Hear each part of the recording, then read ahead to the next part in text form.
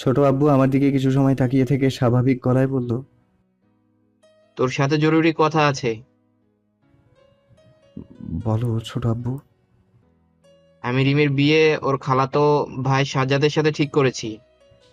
কথাটা বলে ছোট আব্বু আমার দিকে শীতল চোখে তাকালো। আমি বাকরুদ্ধ হয়ে গেলাম।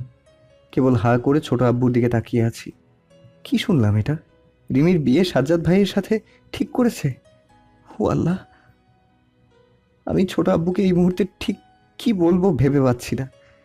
আমার মাথায় যেন আকাশ ভেঙে পড়েছে। রিমিকে আমি খুব ভালোবাসি। ওর বিয়ে অন্য কারোর সাথে হলে আমি মরে যাব। মানছি আমাদের ডিভোর্স হয়েছে, কিন্তু আমি মনে মনে এখনো রিমিকে আমার বউ মানি। তাছাড়া মাত্র একটা সিগনেচার দিয়ে কি সম্পর্ক ভাঙা যায়? রিমি শুধুই আমার, ডিভোর্সের গুষ্টি কিলাই। আমি ছোট আব্বুকে কিছু বলার আগেই সে আমাকে থামিয়ে দিল। কড়া গলায় বলল, তোর জন্য আমার মেয়ের অনেক ক্ষতি হয়েছে, সে অনেক কষ্ট পেয়েছে। তোর সাথে রিমির বিয়ে দিয়ে জীবনের সবচেয়ে বড় ভুলটা করেছিলাম। যাই হোক, তুই রিমুকে ডিভোর্স দিয়ে ভালোই করেছিস।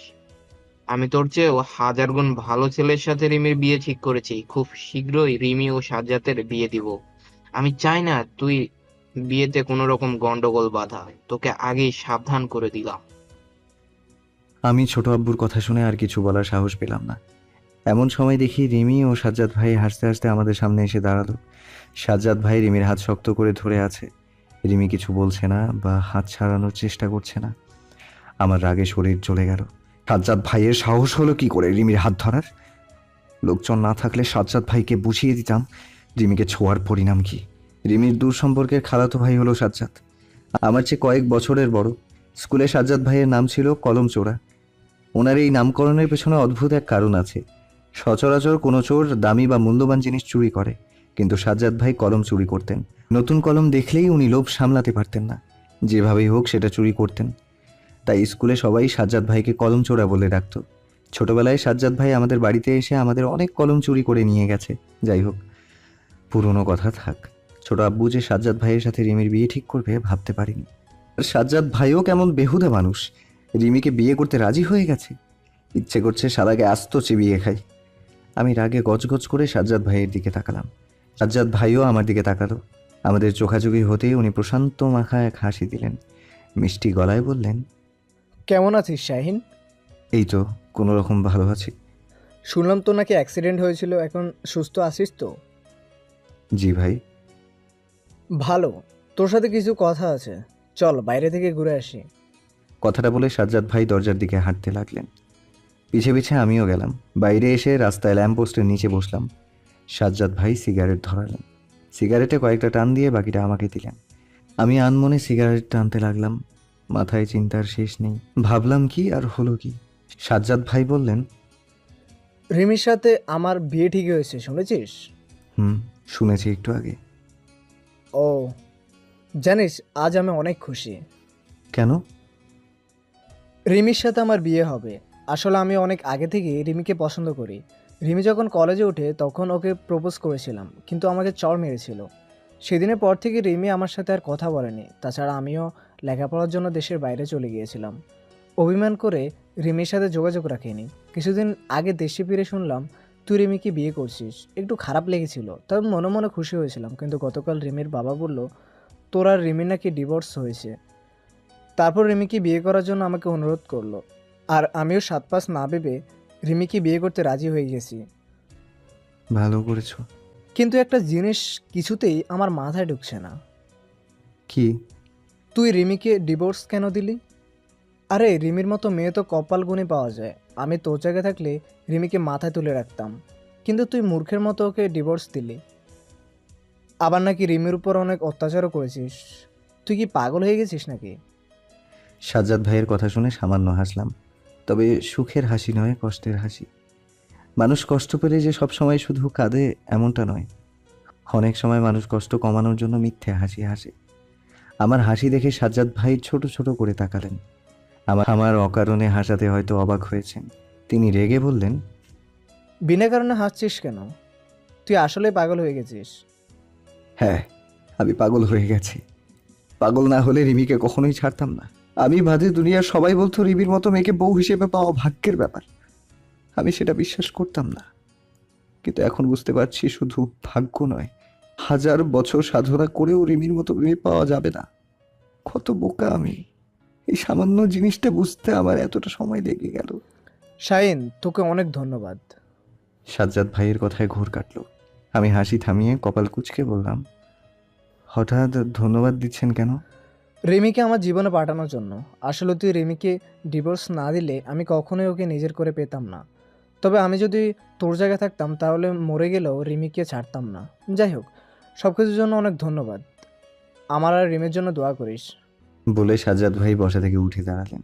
তারপর আমার থেকে বিদায় নিয়ে চলে গেলেন। ওনার নাকি জরুরি কাজ আছে, কাল সকালে আসবেন। আমি ঝিম মেরে ল্যাম্পপোস্টের ঘোলাটে বাতির নিচে বসে রইলাম।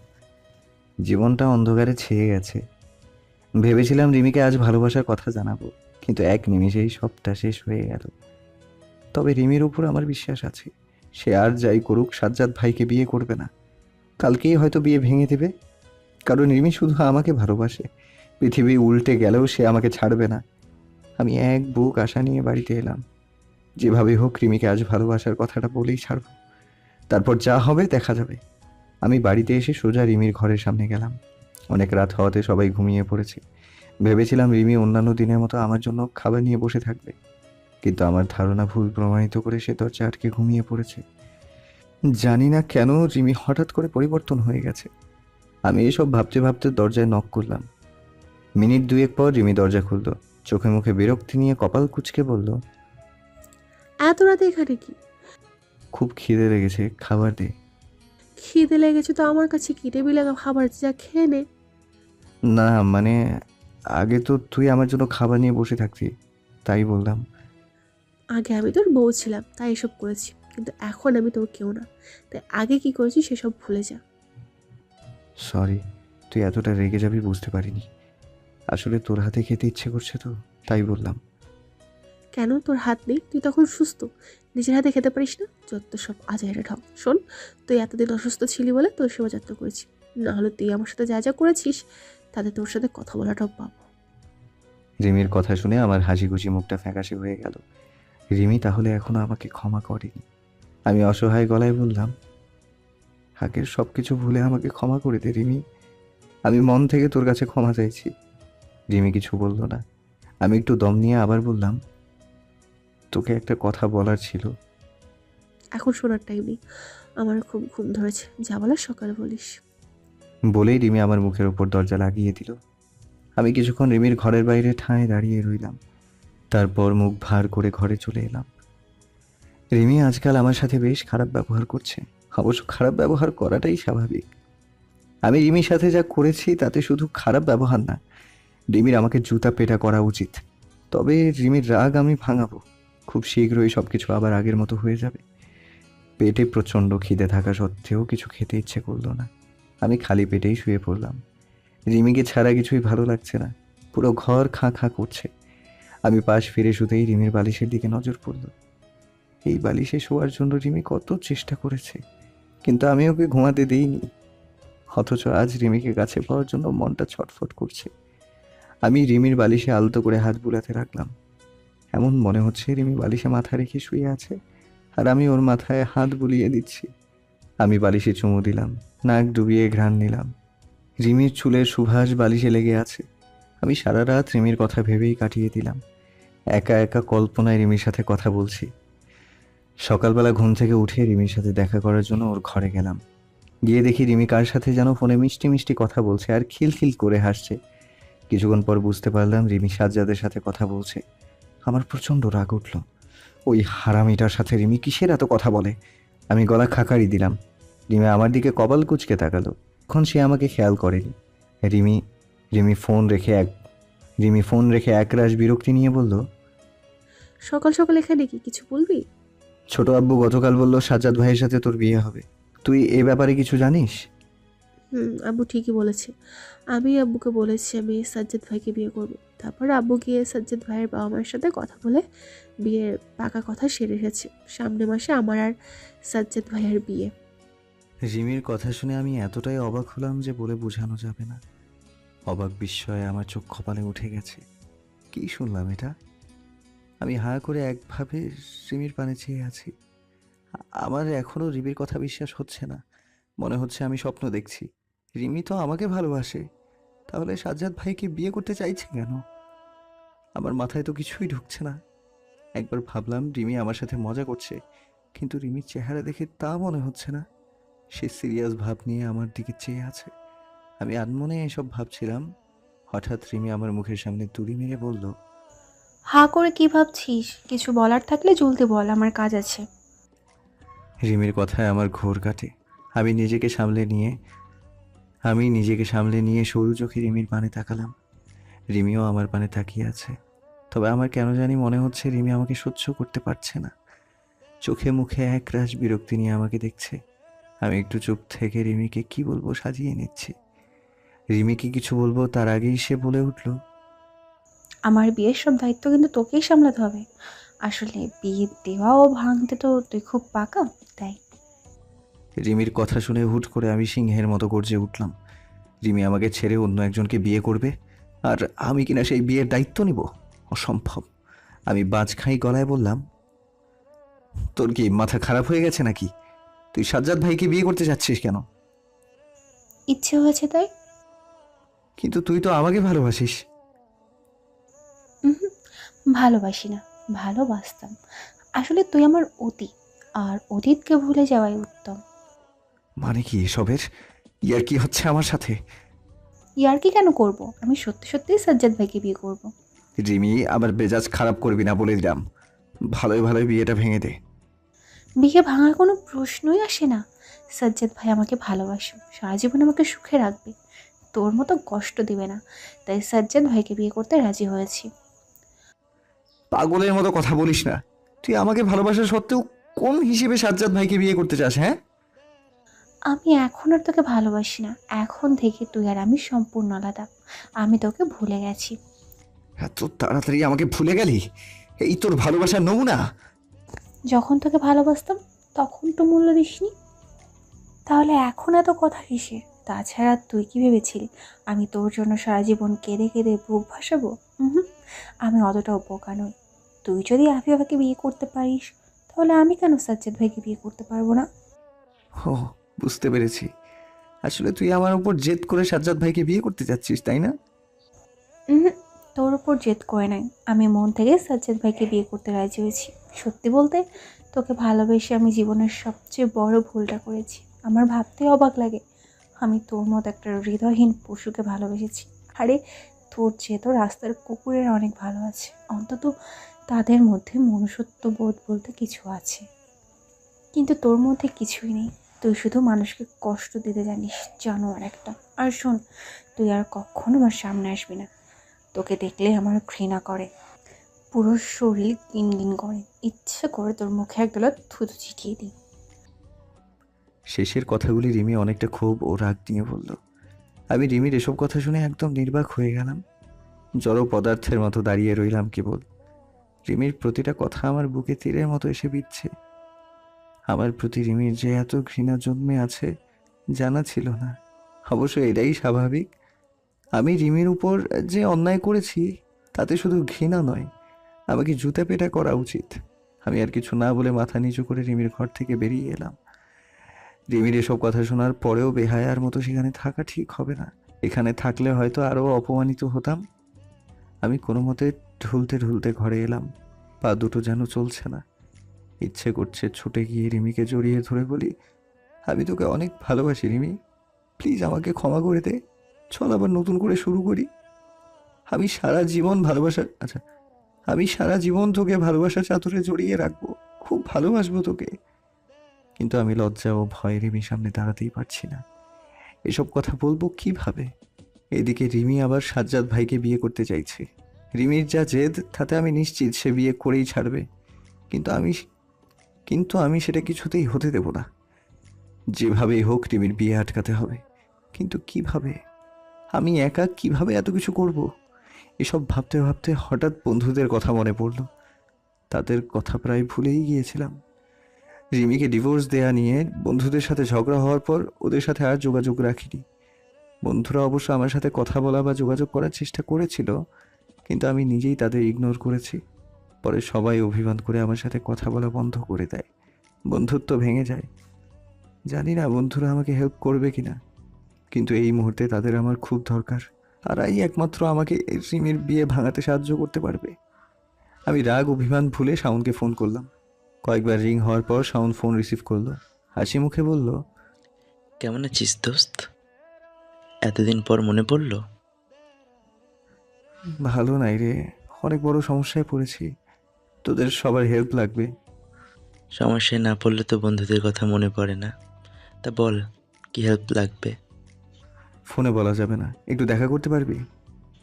এখন তো ব্যস্ত আছি, সন্ধ্যায় কলেজ মাঠে আসিস, সেখানে সবাই থাকবো। আচ্ছা দোস্ত। আমি ফোন রেখে স্বস্তির নিঃশ্বাস ফেললাম। এখন বন্ধুরা হেল্প করলেই হয়, ওদের ওপর সব কিছু নির্ভর করছে। সন্ধেবেলা বন্ধুদের সাথে দেখা করতে কলেজ মাঠে গেলাম। আমি আসার আগেই সবাই এসে পড়েছে। আমি সুমনের পাশে গিয়ে বসলাম। ভেবেছিলাম বন্ধুরা আমার সাথে কথা বলবে না, রাগ করেই থাকবে, কিন্তু আমার ধারণা ভুল প্রমাণ করে সবাই নিজ থেকে আমার সাথে কথা বলা শুরু করলো, যেন আমাদের মাঝে কিছুই হয়নি। ধীরে ধীরে আমাদের আড্ডা জমে উঠল। ছোট ছোট বিষয় নিয়ে সবাই হাসি তামাশা করতে লাগলো, কিন্তু আমি মুখ ভার করে আছি, মিছিমিছি হাসার চেষ্টা করে যাচ্ছি। হঠাৎ সামনে থেকে আশিক বলে উঠল, শাহিন, তোর কি মন খারাপ? চুপ করে আছিস কেন? আশিকের কথা শুনে বাকি বন্ধুরাও আমার দিকে তাকালো। আশিক আমার পেটে গুঁতা দিয়ে বলল, কোনো সমস্যা হয়েছে নাকি? শাওন বলল আমাদের সাথে নাকি তোর জরুরি কথা আছে। তেমন কিছু না, রিমির বিয়ে ঠিক হয়েছে, শুনেছিস? হুম, আজ সকালে রিমি ফোন করে বলেছে, আমাদের সবাইকে দাওয়াতও দিয়েছে। ভালো, কিন্তু আমি চাই না রিমির বিয়েটা হোক, কারণ আমি রিমিকে বিয়ে করতে চাই। পাগল হয়ে গেলি নাকি? তুই না রিমিকে ডিভোর্স দিয়েছিস? তাহলে এখন তাহলে এখন আবার রিমিকে বিয়ে করতে চাচ্ছিস কেন? তাছাড়া তুই তো আভিবাকে ভালোবাসিস। আফিফার কথা বাদ দে, আমি এখন রিমিকে ভালোবাসি, রিমির প্রেমে পড়েছি, আমি আমার বউয়ের প্রেমে পড়েছি। তোর মাথা মনে হয় খারাপ হয়ে গেছে। আরে তুই রিমিকে বিয়ে করলে আফিফার কি হবে? আফিফার জন্যই তো তুই এত কিছু করলি। বললাম তো আফিফার কথা বাদ দে, ওই শালি একটা ধান্দাবাজ, সম্পত্তির লোভে এতদিন আমার সাথে ভালোবাসার অভিনয় করেছে। এসব কথা এখন রাখ, আমি আমার ভুল বুঝতে পেরেছি। তোরা এখন আমাকে রিমির বিয়ে ভাঙাতে হেল্প করবি কি না বল। আমি আমার জীবন দিয়ে হলেও রিমিকে ভালো রাখবো, কখনো কষ্ট দিব না, সারা জীবন সুখী রাখার চেষ্টা করব। তোরা শুধু আমাকে হেল্প কর। তুই কি সত্যি সত্যিই রিমিকে ভালোবাসিস? শুধু ভালোবাসি না, খুব ভালোবাসি। মন থেকে বলছিস? হ্যাঁ রে।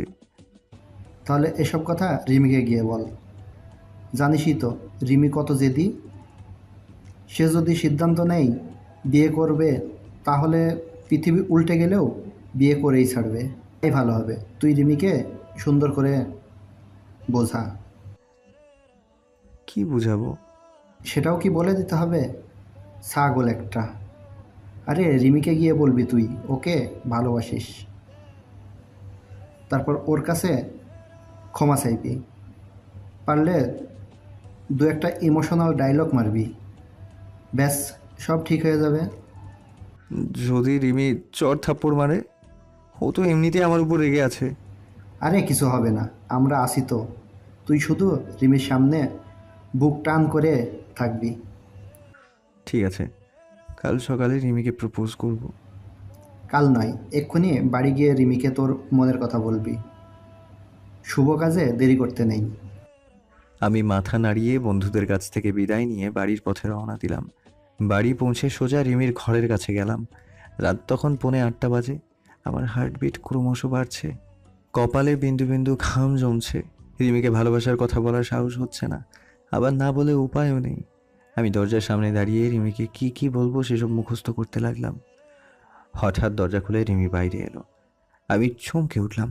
আমাকে দরজার সামনে দাঁড়িয়ে থাকতে দেখে রিমিও বেশ ঘাবড়ে গেল। সে নাক মুখ কুঁচকে বলল, তুই আমার দরজার সামনে থেকে কি করছিস?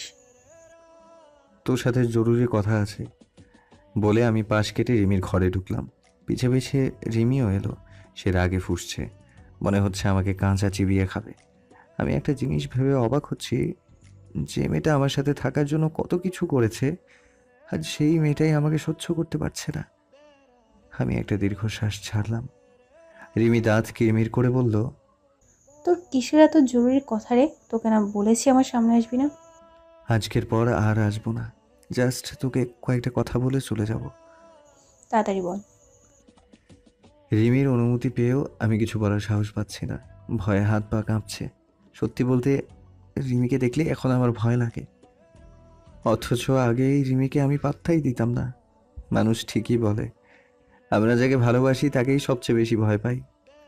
আমার চুপ থাকা দেখে রিমি ধমক দিয়ে বলে উঠল, চুপ করে আছিস কেন? কি না কি জরুরি কথা বলবি, জলদি বলে বিদায় হ, তোকে আমার সহ্য হচ্ছে না।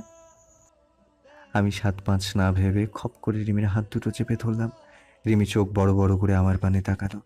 আমি মনে সাহস জুগিয়ে রিমিকে হ্যাঁচকা টান মেরে আমার কাছে নিয়ে এলাম। তারপর ওকে আমার বুকের মাঝে শক্ত করে চেপে ধরলাম।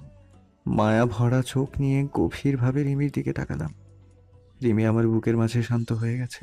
আমি রিমিকে ছেড়ে দিয়ে আলতো করে তার গাল দুটো চেপে ধরলাম। চোখে চোখ রেখে বললাম, আমি তোকে ভালোবাসি রিমি, তোকে বিয়ে করতে চাই, সব কিছু আবার নতুন করে শুরু করতে চাই। কথাটা বলতে দেরি, কিন্তু রিমি আমাকে চড় মারতে 1 সেকেন্ডও দেরি করলো না। রিমি সপাটে আমার গালে চড় মারল। চড় খেয়ে আমি রিমির থেকে কয়েক হাত দূরে এসে দাঁড়ালাম। ভয়ে আমার শরীর ঠান্ডা হয়ে গেছে নিমিষেই। আগেই ধারণা করেছিলাম রিমি আমাকে চড় মারবে, সেটাই সত্যি হলো। এদিকে রিমি শুধু আমাকে চড় মেরেই চুপ থাকলো না, সে ঝড়ের বেগে আমার কাছে এসে শার্টের কলার চেপে ধরলো। তারপর আমার গালে আবার চড় মারলো। এবারের চড়টা আগেরটার তুলনায় আরও জোরে মেরেছে। আমার ফর্সা গালটা লাল বানিয়ে ফেলেছে একদম। এমনিতেই ভয়ে ছিলাম, এখন আরও রিমির হাতে চড় খেয়ে জান বেরিয়ে যাওয়ার মতো অবস্থা। কি করব বুঝতে পারছি না। রিমি খ্যাপা সিংহীর মতো আমার দিকে চেয়ে আছে। আমি কিছু বলতে যাব, তার আগেই রিমি বাঁচখাই গলায় বলে উঠল, আমাকে টাচ করলি কেন? কোন সাহস আমাকে টাচ করলি? আমি তোকে ভালোবাসি রিমি, আমার কি অধিকার নেই তোকে রাজ করার? না, একদমই না। তুই এখন আমার কাছে পরপুরুষ, তাই একদম আমার শরীরে হাত দিবি না। আর হুট করে আমার প্রতি ভালোবাসা জন্মালো কিভাবে? হুট করে জন্মাইনি, আমি তোকে অনেক আগে থেকেই ভালোবাসি। আসলে এতদিন বুঝতে পারিনি। ইস, কি ভালোবাসা গো, উতলে পড়ছে একদম। তোর বিশ্বাস হচ্ছে না? বিশ্বাস না করে উপায় আছে কি? আপনার মতো এমন মহৎ ব্যক্তি আমাকে ভালোবাসে, এটা তো আমার সৌভাগ্য।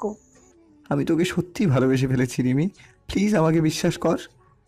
তা মশাই, আপনি যখন আমাকে ভালোবাসেন, তাহলে আপনার প্রাণ প্রিয়া পরাণের পরাণ আপনার কলিজা আফিফার কি হবে? তাকে বিয়ে করবেন বলে তো আমাকে দিনের পর দিন অত্যাচার করে ডিভোর্স দিয়েছে। তাহলে এখন আফিফাকে ছেড়ে আমার কাছে এসেছেন কেন? আফিফা আমাকে ধোকা দিয়েছে, সে আমাকে ভালোবাসে না। সম্পত্তির লোভে এতদিন আমার সাথে ভালোবাসার অভিনয় করেছে। খালামণিও এর সাথে জড়িত, সব তারই প্ল্যান। জানতাম এমন কিছুই ঘটবে। আসলে আমি আগে থেকে এসব জানতাম। আগে থেকেই জানতি মানে? আসলে আফিফার ওপর আমার প্রথম থেকেই সন্দেহ ছিল। আফিফা যেদিন তোকে প্রপোজ করে আমি সেখানেই ছিলাম। পরে আফিফার পেছনে কয়েকদিন গোয়েন্দাগিরি করে জানতে পারি যে তোর সাথে ভালোবাসার অভিনয় করছে, শুধুমাত্র তোর নামের সম্পত্তিগুলো হাতানোর জন্য। আর সব থেকে বড় কথা, আফিফার আগে অনেকগুলো বয়ফ্রেন্ড ছিল, অবশ্য এখনও আছে। যতদূর জানি তুই মনে হয় আফিফার 26তম বয়ফ্রেন্ড ছিলি। তুই যখন আগে থেকেই সব জানতি তাহলে আমাকে বলিসনি কেন? বললেই কি বিশ্বাস করতিস? তুই তো আফিফাকে অন্ধের মতো বিশ্বাস করতিস। সে যা বলতো সেটাই অক্ষরে অক্ষরে পালন করতি। আমি যদি আফিফার ব্যাপারে বাজে কিছু বলতাম, তখন দেখা যেত তারপরের দিনই তুই আফিফাকে বিয়ে করে ঘরে তুলতিস। তাই আর কিছু বলিনি। তার সাথে না বলে ভালোই করেছি। কাউকে অন্ধের মতো বিশ্বাস করলে পরিণতি এমনই হবে। আমি মানছি একটা ভুল করে ফেলেছি, তাহলে কি এখন সব শেষ হয়ে যাবে? হ্যাঁ, শেষ হয়ে যাবে। তাহলে আবার ভালোবাসার কি হবে? আমি যে তোকে খুব ভালোবাসি। কথাটা বলে আমি রিমির হাত শক্ত করে চেপে ধরলাম। রিমি ঝড়ের বেগে হাত ছাড়িয়ে নিল। তারপর শরীরের সমস্ত শক্তি দিয়ে আবার আমাকে চড় মারল। তারপর চিৎকার করে বলল, বলেছি না আমাকে টাচ করবি না, তারপরও কোন শোষে আমাকে হাত দিস? তুই আমাকে ধরলে আমার শরীর জ্বলে যায়। এমন মনে হয় কেউ আমাকে পচার নর্দমায় ফেলে দিয়েছে। তাই নাকি? অথচ আগে আমার একটু ছোঁয়া পাওয়ার জন্য তুই কত কি করেছিস, এমনকি ঘুমের বাহানা করে আমাকে কিস পর্যন্ত করেছিস। কিন্তু আজ তোকে ধরলে তোর ঘেন্না করে। শুধু ঘেন্না না, তোর মুখে থুতু দিতে ইচ্ছা করে। এরপর রিমি আমাকে বিশ্রী ভাষায় গালিগালাজ করতে শুরু করে। আমি মাথা নিচু করে নীরবে শুনি। রিমির গালি শুনে মনে হয় আবার কান দিয়ে ধোঁয়া বের হচ্ছে। কি বিশ্রী গালি! রিমি এক নাগারে কিছুক্ষণ গালিগালাজ করে শান্ত হয়। আমি বেহায়ার মতো আবার বললাম, তোকে না পেলে আমি মরে যাবো রিমি, আমাকে একটা সুযোগ দে প্লিজ। সুযোগ মানুষের জীবনে একবারই আসে। তাছাড়া আমার মতো একটা নষ্টা পতিতা মেয়ের জন্য তুই মরতে যাবি কেন? নষ্টা মেয়ে মানে? কি বলছিস এসব? আমি ঠিকই বলেছি। এত তাড়াতাড়ি সব কিছু ভুলে গেলি? মনে আছে তুই একদিন আমাকে নষ্টা মেয়ে বলেছিলি? আমার চেয়ে নাকি বাজারের পতিতারা অনেক ভালো। রিমির কথা শুনে আমার পুরনো দিনের কথা মনে পড়ে গেল। রাগের মাথায় এতদিন তাকে অনেক খারাপ খারাপ কথা বলেছিলাম। সেসব কথা মনে পড়তেই লজ্জায় আমার মাথা নিচু হয়ে গেল। রিমি একটু দম নিয়ে আবার বলতে লাগলো, সেদিন আমি কত কষ্ট পেয়েছিলাম জানিস? সরি। তুই জানবি কিভাবে? তোর কাজই তো হচ্ছে মানুষকে কষ্ট দেওয়া। সেই সবের জন্য আমি তো সরি বলেছি। সরি বললেই কি সব ঠিক হয়ে যায়? সেদিনে তোর বলা প্রতিটি কথা আমার কলেজে এসে আঘাত করেছিল, তবুও আমি চুপ ছিলাম। তাছাড়া দিনের পর দিন তুই আমাকে অপমান করেছিস। আমার মা বাবাকে পর্যন্ত ছাড়িসনি, তাদেরও গালিগালাজ করেছিস। তারপর আমি চুপ করে থেকেছি। কেন জানিস? কারণ তখন তোকে আমি ভালোবাসতাম। তুই আমার স্বামী ছিলি বলে তোর সব অত্যাচার সহ্য করেছি। কিন্তু যেদিন তুই আমাকে ডিভোর্স দিলি, সেদিন থেকে তুই আমার কাছে মরে গেছিস। এখন আর আমাদের মাঝে কোনো সম্পর্ক নেই। এত কিছুর পরও তুই কোন হিসেবে আমাকে ভালোবাসার কথা বলিস? হ্যাঁ, তোর লজ্জা করে না? আমি বাকরুদ্ধ হয়ে গেলাম। রিমির মনে আমার জন্য এতটা ক্ষোভ এবং রাগ জমে আছে জানা ছিল না। আমি অবাক নয়নে কেবল তাকিয়েই রইলাম। রিমিকে কি বলবো সাজিয়ে নিচ্ছি, তার আগেই রিমি আবার বলে উঠল, এতদিন তোর কাছে আমি বেহায়া নির্লজ্জ নষ্টা বেশ্যা ছিলাম। আমি মরে গেলে নাকি আমার কবরে এক মুঠ মাটিও দিবি না। আজ তাহলে আমার ভালোবাসা পাওয়ার জন্য এত ব্যাকুল কেন? আজ তোর বিবেকে বাধা দেয় না? আমার গলা ধরে আসে রিমির কথা শুনে। খেতে দিব এমন একটা ভাব। কোনো মতে ম্লান গলায় বললাম, আমাকে ভালো না বাসলে আমার অ্যাক্সিডেন্টের সময় আমার সেবা যত্ন করেছিলি কেন? কেন আমার সুস্থতার জন্য আল্লাহর কাছে কান্নাকাটি করতি? শুধু তুই না, আমি সবার জন্যই এমন করতাম। এমনকি তোর জায়গায় রাস্তার কুকুর হলেও আমি এমন করতাম। আমি আর রাস্তার কুকুর কি এক হলাম? না, তুই কুকুরের চেয়েও খারাপ। আর কখনো আমার সামনে আসবি না। দূর হ চোখের সামনে থেকে। আমি তোর মুখ দেখতে চাই না। তারপর রিমি আমাকে এক প্রকার গলা ধাক্কা দিয়ে ঘর থেকে বের করে দেয়। না চাইতেও আমার চোখে পানি চলে আসে।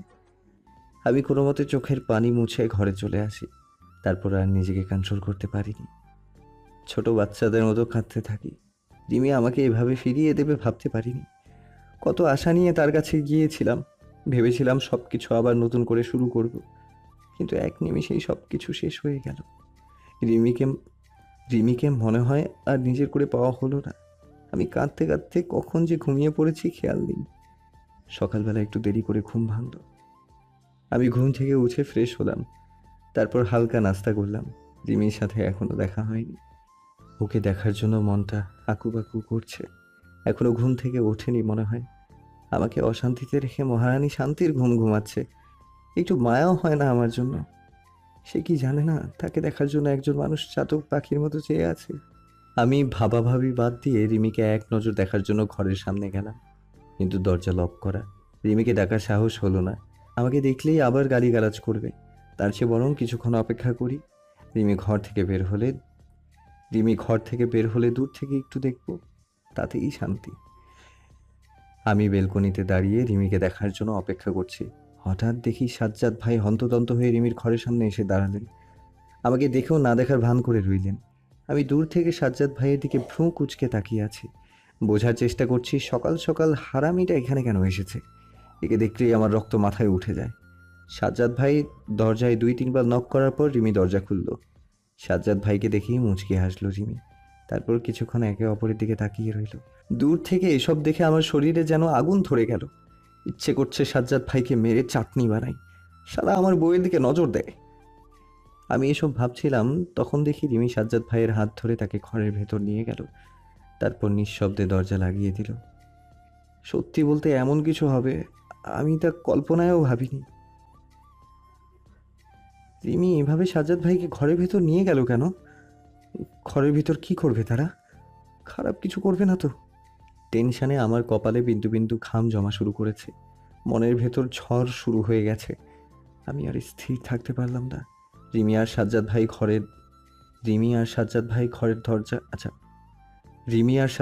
ঘরের দরজা আটকে কি করছে তা দেখার জন্য এগিয়ে গেলাম। দরজার সাথে কান রাখতেই ভেতর থেকে রিমি আর সাজ্জাদ ভাইয়ের হাসি শব্দ কানে এলো। তারা দুইজন হাসাহাসি করছে আর ফিস ফিস করে কথা বলছে। আমি ভেতরে কি হচ্ছে সেটা দেখার জন্য দরজায় হালকা চাপ দিলাম। দরজা ভেতর থেকে লক করা ছিল না। হালকা চাপ দিতেই একটু খুলে গেল। আমি দরজার ফাঁক দিয়ে ভেতরে তাকালাম, কিন্তু ভেতরে যা দেখলাম তা দেখে আমার পায়ের তলা থেকে মাটি সরে গেল। আমার মাথায় যেন আকাশ ভেঙে পড়েছে। সাজ্জাদ ভাই ও রিমি একে অপরের অনেক কাছাকাছি রয়েছে। সাজ্জাদ ভাই রিমির কোলে মাথা রেখে শুয়ে আছে, আর রিমি সাজ্জাদ ভাইয়ের মাথায় হাত বুলিয়ে দিচ্ছে। সত্যি বলতে এমন কিছু দেখার জন্য আমি মোটেও প্রস্তুত ছিলাম না। যে রিমি আমাকে ছাড়া কিছুই বুঝতো না, সেই আজ অন্যকে নিয়ে ঘর বাঁধানোর স্বপ্ন দেখছে। এর চেয়ে তাজ্জব বিষয় আর কি হতে পারে? যেই করে মাথা রাখার অধিকার শুধু আমার ছিল, সেখানে আজ অন্য কারো স্থান। আমি মনে মনে এসব ভাবছিলাম, হঠাৎ সাজ্জাদ ভাই রিমিকে বলে উঠল, এখন কোনো কিস্টিস হবে না। কেউ দেখে ফেললে কি ভাববে বলো তো? বলে রিমি মুচকি হাসলো। বোঝা যাচ্ছে রিমির সম্মতি আছে। সাজ্জাদ ভাইও বুঝে নিল রিমির সম্মতি আছে। সে যদি রিমিকে কিস করে তাহলে রিমি কিচ্ছু বলবে না। সাজ্জাদ ভাই শোয়া থেকে উঠে বসলো। তারপর রিমির মুখোমুখি হয়ে আরও কাছাকাছি এগিয়ে গেল। রিমি ও সাজ্জাদ ভাইয়ের মাঝে কেবল আধ হাত দূরত্ব। একে অপরের নিঃশ্বাস দুজনের মুখে এসে পড়ছে। ঠোঁট জোড়া মৃদুভাবে কাঁপছে দুজনের। মিলিত হতে খুব একটা সময় বাকি নেই। এদিকে রিমি ও সাজ্জাদ ভাইকে এভাবে দেখে রাগে আমার শরীর ফেটে যাচ্ছে। রক্ত খালি কিলবিল করছে। হাই স্পিডে পায়ের তালু থেকে মাথা পর্যন্ত রক্ত ছোটাছুটি করছে। আমি আর নিজের রাগকে কন্ট্রোল করতে পারলাম না। শরীরের সমস্ত শক্তি দিয়ে দরজায় লাথি দিলাম। বিকট একটা শব্দ হলো। তারপর আমি হুড়মুড় করে ঘরে ঢুকলাম। রিমি ও সাজ্জাদ ভাই আচমকা আমাকে দেখে ঘাবড়ে গেল এবং তাড়াহুড়ো করে একে অপরের থেকে কিছুটা দূরে সরে গেল। আমি রাগে কাঁপতে কাঁপতে সাজ্জাদ ভাইয়ের সামনে এসে দাঁড়ালাম। সাজ্জাদ ভাই চোখ দুটো সরু করে আমাকে দেখছে। সাজ্জাদ ভাই ভ্যাবাচাকা খেয়ে যায়। গালে হাত দিয়ে ফ্যাল করে আমার দিকে তাকিয়ে থাকে কেবল।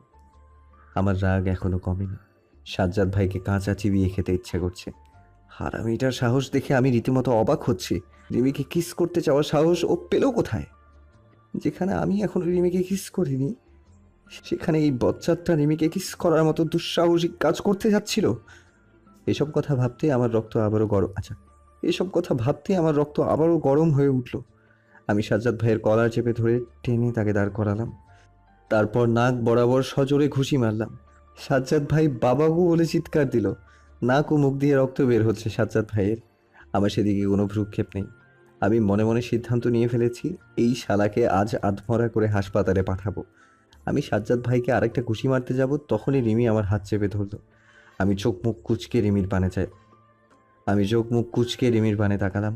রিমি আগুন চোখে আমাকে দেখছে। মনে হচ্ছে আমাকে কাঁচা চিবিয়ে খেলেও তার রাগ কমবে না।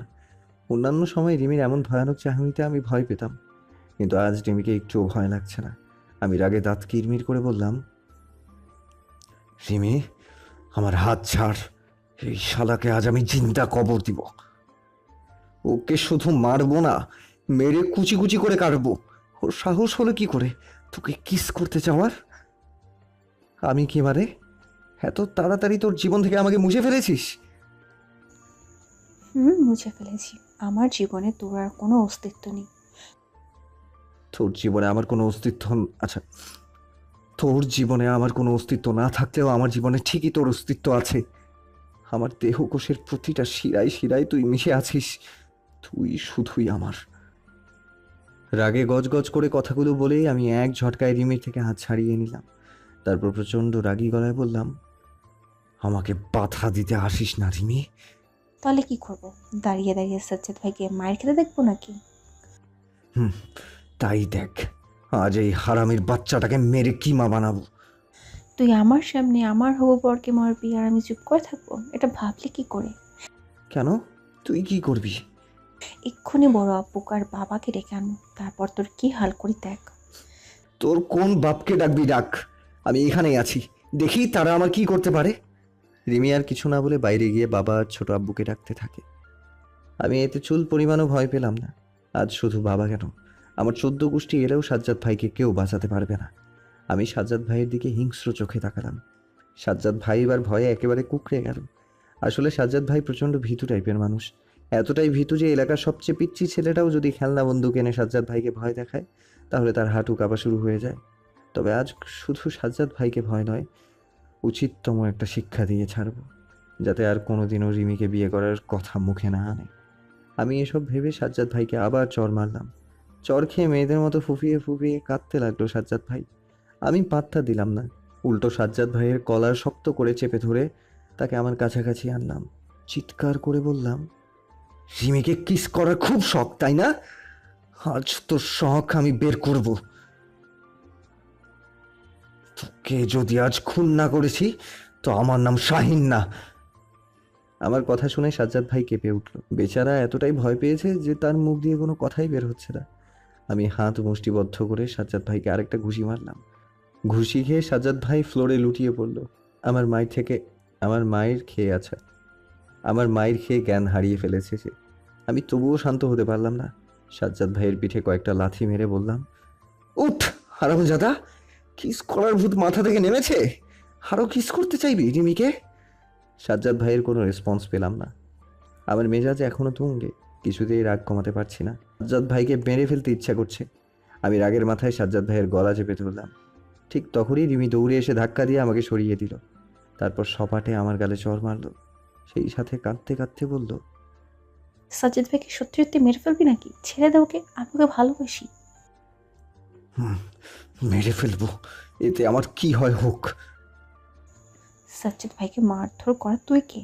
কে তোকে এত অধিকার দিয়েছে? হ্যাঁ, তাছাড়া কিছুদিন পর সাজ্জাদ ভাইয়ের সাথে আমার বিয়ে হবে, আমি তার সাথে যা ইচ্ছে তাই করব।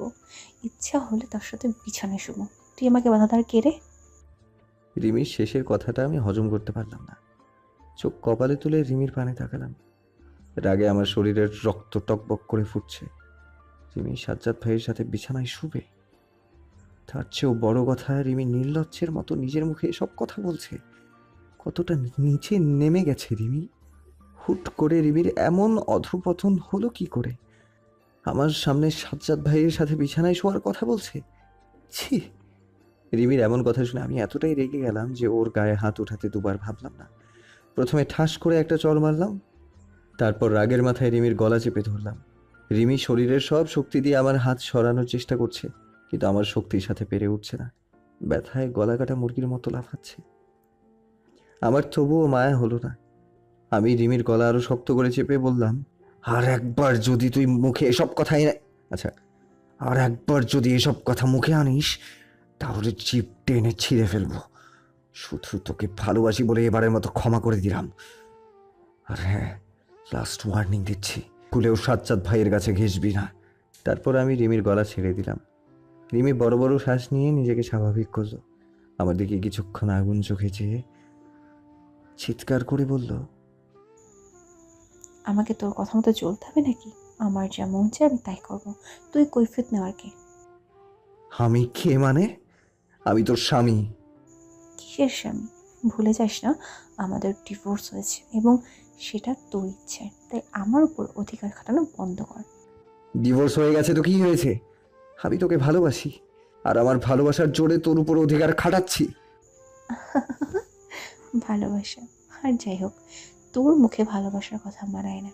তুই সারা জীবন স্বার্থপর ছিলি এবং ভবিষ্যতেও থাকবি। আর স্বার্থপর মানুষেরা কখনো কাউকে ভালোবাসতে পারে না। রিমির শেষ কথাটা শুনে আমার বুক কেঁপে উঠল। আমি স্বার্থপর?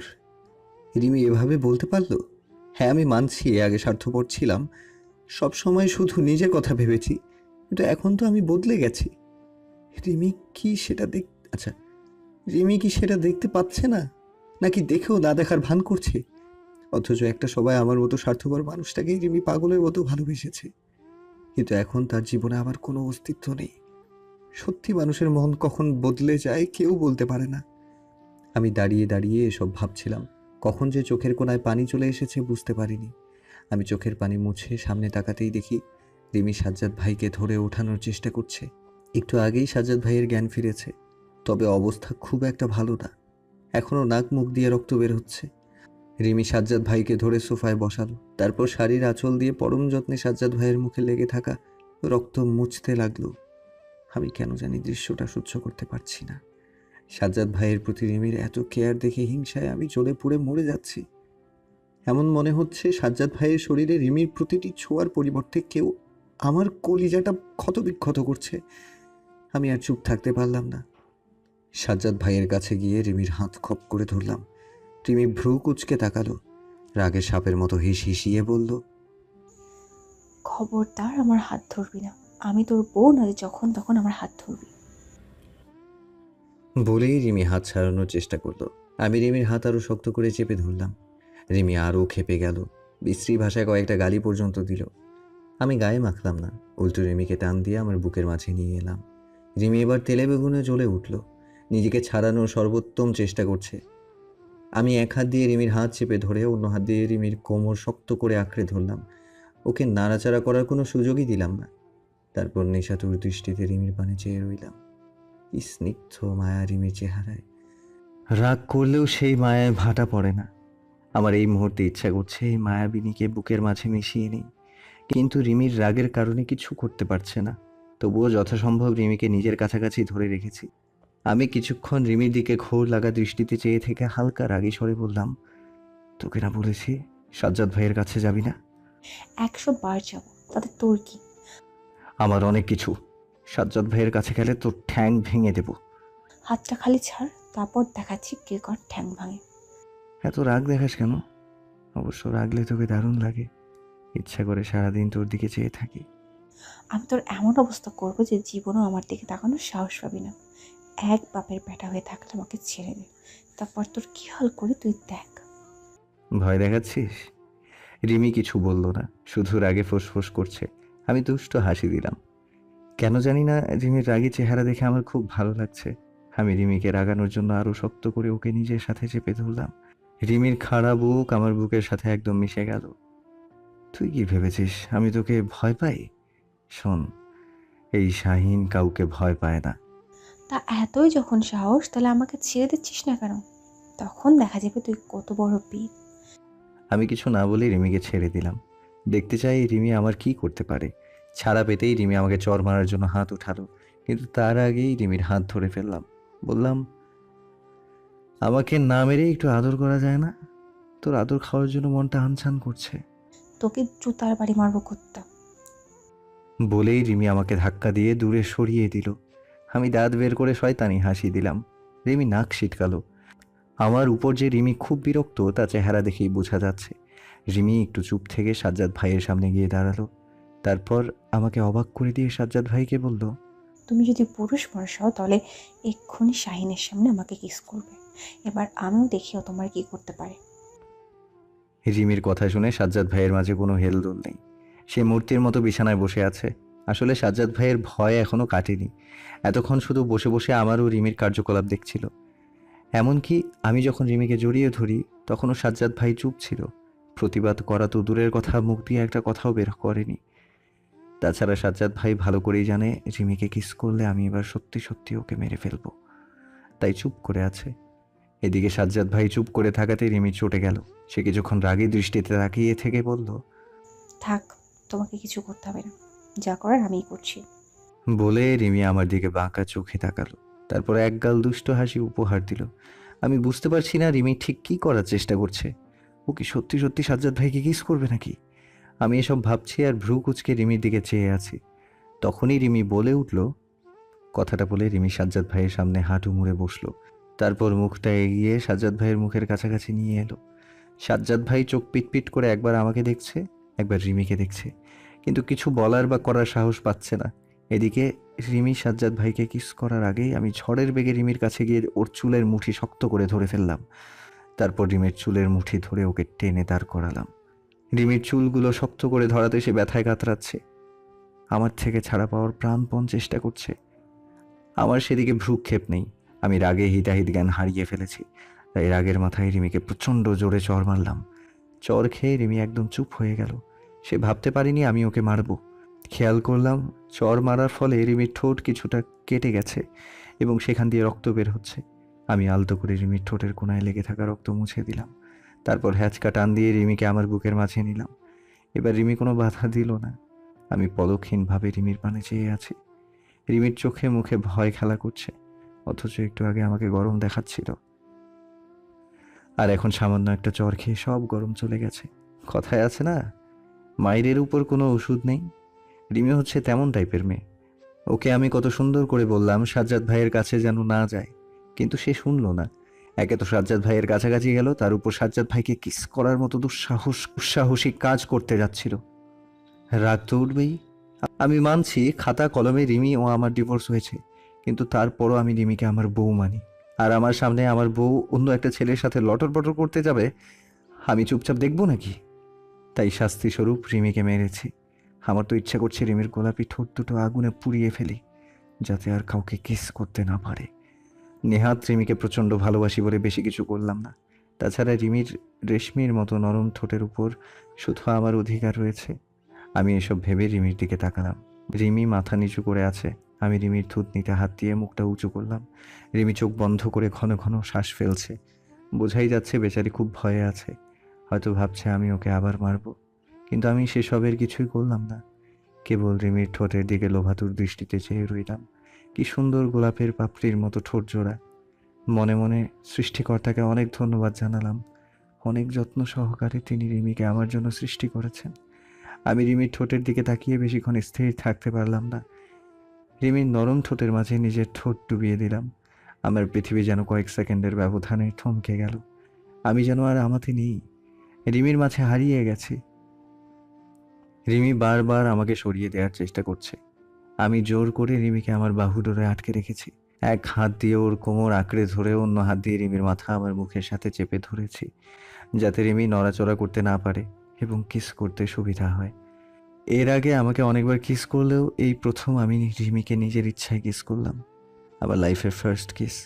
সত্যি বলতে রিমিকে কিস করার ফলে শরীরে অজানা এক অনুভূতির জোয়ার বইছে, যেটা ভাষায় প্রকাশ করা যাবে না। শুধু মনে হচ্ছে এই অনুভূতিটা যেন সারা জীবন টিকে থাকে। প্রায় 5 মিনিট পর আমি রিমির ঠোঁট ছেড়ে দিলাম। আমরা দুজনেই তখন হাঁপাচ্ছি, বুক ধরফর করছে এবং ঘন ঘন শ্বাস নিচ্ছি। কিছুক্ষণ পর দুজনে স্বাভাবিক হলাম। আমি দুষ্ট হাসি দিয়ে রিমির দিকে তাকালাম। রিমি রাগে ফুঁসছে। আমাকে কাঁচা চিবিয়ে খেলেও মনে হয় ওর রাগ কমবে না। ভাবলাম রিমিকে আরেকবার কিস করি। একবার কিস করে মন ভরেনি। আমি রিমিকে দ্বিতীয়বার কিস করতে যাব, ঠিক তখনই বাবা মা ও ছোট আব্বু ছোট আম্মু ঘরে ঢুকলো। তাদের দেখে রিমিকে ছেড়ে দিলাম। রিমি ছাড়া পেতেই দৌড়ে আমার বাবা মার কাছে ছুটে গেল। তারপর বাবার বুকে মুখ লুকিয়ে কাঁদতে লাগলো। কিছুক্ষণ কাঁদার পর নাক টেনে বলল, আমার লম্পট ছেলে আমার ইজ্জত নেওয়ার চেষ্টা করছিল, আমাকে জোর করে ধর্ষণ করতে চেয়েছিল। রিমির কথা শুনে আমি যেন আকাশ থেকে পড়লাম। রিমি এসব কি বলছে? আমি ওকে কখন ধর্ষণ করতে গেলাম? তাছাড়া নিজের বউকে ধর্ষণ করতে যাব কোন দুঃখে? রিমি এত বড় একটা মিথ্যা কথা বলে কি প্রমাণ করতে চাইছে? আমি কিছু বলার আগেই রিমি আবার ন্যাকা কণ্ঠে বলে উঠল, সাজ্জাদ ভাই বাধা দেওয়াতে দেখো শাহিন ওর কি হাল করেছে, মারতে মারতে অজ্ঞান করে ফেলেছিল। তোমরা যদি সঠিক সময় না আসতে, তাহলে এতক্ষণই লম্পটটা আমার ইজ্জত কেড়ে নিত। তখন আমার আত্মহত্যা করা ছাড়া কোনো উপায় থাকতো না। রিমির এমন কথা শুনে বাবা আমার দিকে রক্তহীন করা চোখে তাকালো। মনে হচ্ছে আমাকে আস্ত চিবিয়ে খাবে। যদিও সেটা নিয়ে আমার মাঝে কোনো মাথা ব্যথা নেই। আমি শুধু ভাবছি রিমি কি করে এমন একটা জঘন্য অপবাদ আমার ঘাড়ে চাপালো। এর চেয়ে রিমি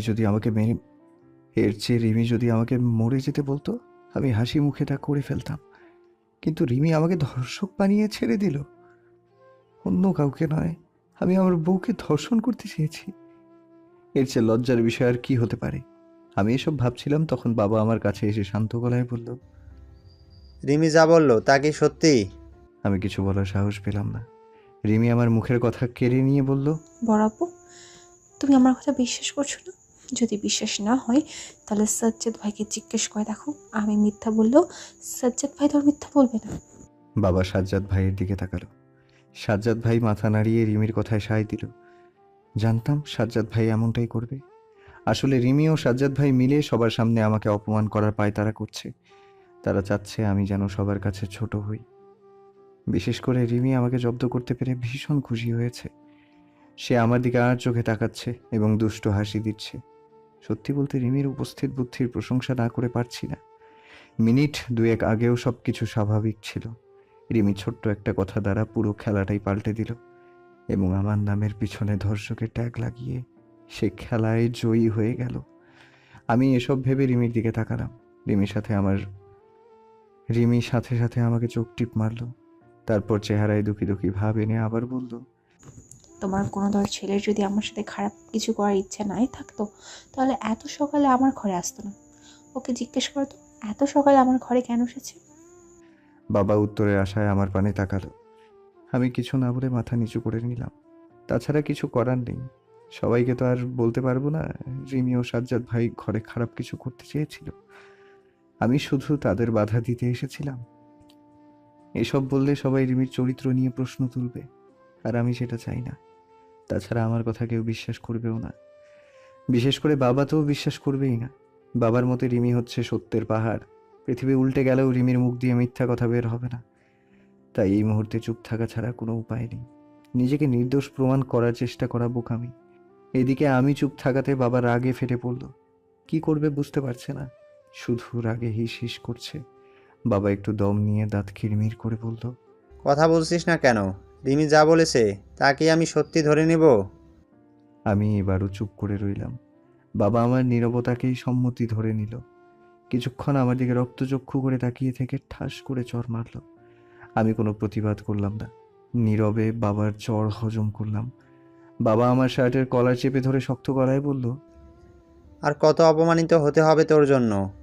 তোর জন্য আমি আমার ভাইয়ের কাছে ছোট হয়েছি। সমাজের লোক তোকে নিয়ে নানান কথা বলছে। আজকে আবার এই কাণ্ড ঘটালি। এটা যদি সবাই জানতে পারে তাহলে তো তোর মুখে থুতু দিবে। আচ্ছা, তোর কি লজ্জা বলতে কিচ্ছু নেই? রিমিকে ডিভোর্স দেওয়ার পর কোন হিসাবে এমন একটা নিচু কাজ করতে গেছিস? 1 মাস পর সাজাদের সাথে রিমির বিয়ে, আর আজকে তুই ওর সাথে? ছি! কথাগুলো বলে বাবা আমাকে আবার মারতে যাবে, তখনই মা কাঁদতে কাঁদতে এসে বাবাকে থামালো। আমার উপর বাবার রাগারাগি ও মায়ের দেখে মা ভয়ে কেঁদে দিয়েছে। মা জানে বাবার রাগ বেশি, রাগের মাথায় আমাকে মেরে ফেলতেও পারে, তাই আমাকে বাঁচাতে চলে এসেছে। মায়ের মন বলে কথা। মা বাবাকে থামিয়ে কান্নামাখা গলায় বলল, ওকে আর মেরো না, ভুল তো করেই ফেলেছে। কেন ভুল করবে? ও কি ছোট বাচ্চা নাকি? তাছাড়া ওর জন্য কেন আমি 5টা লোকের কথা শুনবো? ও কি আমাকে কামাই করে খাওয়ায়? 2 পয়সা তো কামাই করার মুরদ নেই, অথচ বসে বসে আমার অন্ন ধ্বংস করছে আর আকাম কুকাম করে বেড়াচ্ছে। এবারের মতন ওকে ক্ষমা করে দাও আর রাগারাগি করো না। তুমি চুপ করো। তোমার জন্যই আজ এই অবস্থা। আদর দিয়ে দিয়ে মাথায় তুলে রেখেছো। এখন দেখো কিভাবে আমার নাম ডুবাচ্ছে। বাইরের মানুষের কাছে ওর জন্য আমি মুখ দেখাতে পারি না। জানি না আল্লাহ কোন পাপের শাস্তি হিসাবে আমাকে এমন ছেলে দিয়েছে। শয়তান একটা। ওকে তো আমার ছেলে পরিচয় দিতে লজ্জা করে। বাবা এক নিঃশ্বাসে এসব বলে থামল। আমি মাথা নিচু করে দাঁড়িয়ে আছি তো আছি, লজ্জায় কারো দিকে তাকাতে বা কথা বলতে পারছি না। বাবা আমাকে এসব বলবে ভাবতে পারিনি। আমার প্রতি বাবার কি একটুও বিশ্বাস নেই? বাবা ভাবলো কি করে আমি রিমিকে ধর্ষণ করতে চেয়েছি? রিমি তো প্রতিশোধ নেওয়ার জন্য মিথ্যা বলেছে। আর ওকে আর কি বলবো? কিন্তু বাবার তো উচিত ছিল সত্যটা যাচাই করা। সেটা না করে রিমির কথা অন্ধের মতো বিশ্বাস করে নিল। এসব ভাবতেই কষ্টে আমার চোখে পানি এসেছে। আমি সকলের অগোচরে চোখের পানি মুছে দিলাম। এদিকে বাবাকে কিছুক্ষণ বোঝানোর পর বাবা শান্ত হলো। তারপর মা আমার সামনে এসে দাঁড়ালো। চোখের পানি মুছে ম্লান গলায় বলল, তুই কি মানুষ হবি না? এসব কাজ করার জন্য কি তোকে এত আদর যত্ন দিয়ে বড় করেছি? এমন একটা কাজ করার আগে তোর কি আমাদের মান সম্মানের কথা মনে পড়েনি? আমাদের কথা মনে পড়েনি? কেন তোর জন্য আমাদের কথা শুনতে হবে? তাছাড়া তুই কি ভুলে গিয়েছিস রিমির সাথে তোর ডিভোর্স হয়েছে? সবচেয়ে বড় কথা, তুই জোরপূর্বক রিমির থেকেই ডিভোর্স নিয়েছিস, কারণ তোর নাকি রিমিকে ভালো লাগে না। তাহলে এখন কেন রিমির সাথে এসব করার চেষ্টা করেছিস? তুই কি পাগল হয়ে গেলি নাকি? ভুলে যাস না, তোর এখন রিমির উপর কোনো অধিকার নেই। আর তোর বাবা তো ঠিকই বলেছে, এসব কথা যদি বাইরের মানুষ জানে তাহলে তোর মুখে থুথু দিবে। আমার তো ভাবতেই অবাক লাগছে, আমি তোর মতন ছেলেকে পেটে ধরেছি। মার কথা শুনে আমি কেঁদে দিলাম। মা যে আমাকে অবিশ্বাস করবে তা ভাবতে পারিনি। বাবার কথা না হয় বাদই দিলাম, তার কাছে তো আমার কোনো গুরুত্ব বা মূল্য আচ্ছা তার কাছে তো আমার কোনো গুরুত্ব বা কথার মূল্য আগেও ছিল না, এখনও নেই। কিন্তু মা তো ভালো করেই জানে আমি কেমন। তারপরও কোন হিসেবে রিমির মিথ্যে আরও বিশ্বাস করে নেয়। সত্যি বলতে এমন সময়ে যে মানুষটার সাপোর্ট সবচেয়ে বেশি প্রয়োজন, সেই মাই আমার থেকে মুখ ফিরিয়ে নিয়েছে। আমি চোখের পানি মুছে মাকে বললাম, তুমি কি আমাকে এতটাই খারাপ ভাবো মা? আমার উপর কি তোমার একটুও বিশ্বাস নেই? আরে রিমির সাথে যদি খারাপ কিছু করার ইচ্ছাই থাকতো তাহলে তো বিয়ের আগেই করতে পারতাম। তাহলে কি রিমি আমাদের মিথ্যা বলেছে? আমি মাথা নাড়ালাম। মা ভ্রু কুঁচকে বলল, রিমি কেন মিথ্যা বলতে যাবে? মিথ্যা বললে রিমির কি লাভ? সেটা না হয় রিমিকে জিজ্ঞেস করো। মা রিমিকে কিছু বলল না, শুধু রিমির দিকে কিছুক্ষণ তাকিয়ে থাকলো। হয়তো মাও বুঝতে পেরেছে রিমি মিথ্যা বলছে, তবে ছোট মা এবার মুখ খুলল। এতক্ষণ সে কোনায় দাঁড়িয়ে নীরবে সবার কথা শুনছিল। মা চুপ করাতে ছোট মা আমার উদ্দেশ্যে বলল, সনসাইন, পৃথিবীতে কোনো মেয়েই চায় না তার চরিত্রে দাগ লাগুক, সবাই পবিত্র থাকতে চায়। তাহলে রিমি কেন তার চরিত্রে দাগ লাগাতে চাইবে? তাছাড়া তোর নয় মিথ্যে অপবাদ দিয়ে রিমির কি লাভ? তুই নিজে দোষ করে এখন রিমিকেই অপরাধী বানাচ্ছিস। কি ভেবেছিস আমরা কিছু বুঝি না? আসলে তুই রিমির ভালো চাস না, তাই তো বারবার রিমির ক্ষতি করার চেষ্টা করছিস, পরিবারে নতুন করে অশান্তি লাগাতে চাচ্ছিস। শেষ পর্যন্ত তুমি আমায় ভুল বুঝলে ছোট মা। তাহলে সঠিকটা কি শুনি? সব তো নিজের চোখেই দেখেছি। তোর তোর কথা অনুযায়ী ধরে নিলাম রিমি মিথ্যা বলছে, কিন্তু সাজ্জাদ তো আর মিথ্যা বলবে না, ওর কথা কিভাবে অবিশ্বাস করব? একটা বাইরের ছেলের কথা তো আর বিশ্বাস হচ্ছে, অথচ আমার কথা বিশ্বাস হচ্ছে না। বিশ্বাস করার মতো আজ পর্যন্ত কিছু করেছিস কি? কই, আমার তো মনে পড়ছে না। এইটুকু বলে ছোট মা থামলো। আমি স্পষ্ট দেখতে পেলাম ছোট মার চোখে পানি। ছোট মা চোখের পানি মুছে কান্না ভেজা কণ্ঠে বলল, বিশ্বাস করেই তো তোর সাথে রিমির বিয়ে দিয়েছিলাম, ভেবেছিলাম মেয়েটা সুখে থাকবে, কিন্তু তুই কি আমার বিশ্বাসের মর্যাদা রাখতে পেরেছিস? দিনের পর দিন রিমির ওপর অত্যাচার করেছিস, আমরা সবাই জানি সেটা। শুধু পরিবারের অশান্তি চাইনি বলে চুপ ছিলাম। সত্যি বলতে তুই রিমির সাথে যা করেছিস তাতে যদি রিমির পা ধুয়ে জল খাস তবুও তোর ক্ষমা হবে না। এভাবে বলো না ছোট মা। আমি মানছি বিয়ের পর রিমির উপর অনেক অত্যাচার করেছি, কষ্ট দিয়েছি, কিন্তু পরে তো রিমির কাছে ক্ষমা চেয়েছি। তাছাড়া আমি এখন আর আগের মতো নেই, ভালো হয়ে গেছি। কেমন ভালো হয়েছি সেটা দেখতেই পাচ্ছি। পুকুরের ল্যাজ যেমন কোনোদিন সোজা হবে না, তেমনি তুইও কোনোদিন ভালো হবি না। বিদ্রূপের সুরে কথাটা বলল ছোট মা। আমি এতটাই লজ্জা পেলাম যে মাটির সাথে মিশে যেতে ইচ্ছা করছিল। লজ্জায় নীল হয়ে গেছি। পাশে থেকে রিমিও ছোট মার সাথে তাল মেলালো। নাক সিটকে বলল, একদম ঠিক বলেছো মা। তোমরা এই কুকুরের কথা বিশ্বাস করো। আজ কয়েকদিন ধরেই আমাকে ডিস্টার্ব করছে, কুপ্রস্তাব দিচ্ছে। আমি ওর কথা না শোনাতে আজকে জোর করে আমার সাথে। রিমি আর কিছু বলতে পারলো না, ফ্যাঁচ ফ্যাঁচ করে কান্না শুরু করলো। আমি রিমির অভিনয়ের প্রশংসা না করে পারলাম না। কত সুন্দর বানিয়ে বানিয়ে কথা বলতে পারে। যদিও রিমিকে নিয়ে আমার কোনো অভিযোগ নেই, কারণ একদিন আমিও রিমিকে এভাবে অপমান করেছিলাম। আজকে রিমির অপমান সেই তুলনায় কিছুই না। কিন্তু তবুও রিমির কথা জবাব দেওয়া দরকার, কারণ এভাবে চুপ থেকে রিমির সব কথা মেনে নেওয়ার কোনো মানেই হয় না। আমি কিছু বলতে যাব তখনই দেখলাম কয়েকটা পুলিশ ঘরে প্রবেশ করলো। হঠাৎ করে বাড়িতে পুলিশ আসাতে সবার কপালে ভাঁজ পড়ল। কেউই বুঝতে পারছে না পুলিশ কেন এসেছে, কিন্তু রিমি আমাদের সবাইকে অবাক করে দিয়ে বলল, অফিসার, একটু আগে আমি আপনাকে ফোন করেছিলাম। আমার চাচাতো ভাই আমাকে ধর্ষণের চেষ্টা করেছিল, অল্পের জন্য বেঁচে গেছি। এই যে সেই ক্রিমিনাল, ওকে অ্যারেস্ট করুন। হাতের ইশারায় আমাকে দেখিয়ে এক নিঃশ্বাসে কথাগুলো বলে ফেলল রিমি। আমি তাজ্জব বনে গেলাম। বাকশক্তি হারিয়ে ফেলেছি যেন। কি বলবো ভেবে পাচ্ছি না। কেবল ফ্যাল ফ্যাল করে রিমিকে দেখছি। এদিকে রিমির কথা শুনে থানার ওসি সহ পুলিশ কনস্টেবল চোখ বড় বড় করে আমার পানে তাকালো। মনে হচ্ছে চোখ দিয়েই আমাকে গিলে খাবে। সত্যি বলতে আমার এখনো বিশ্বাস হচ্ছে না রিমি এমন কিছু করবে। আজ রিমিকে বড্ড অচেনা লাগছে।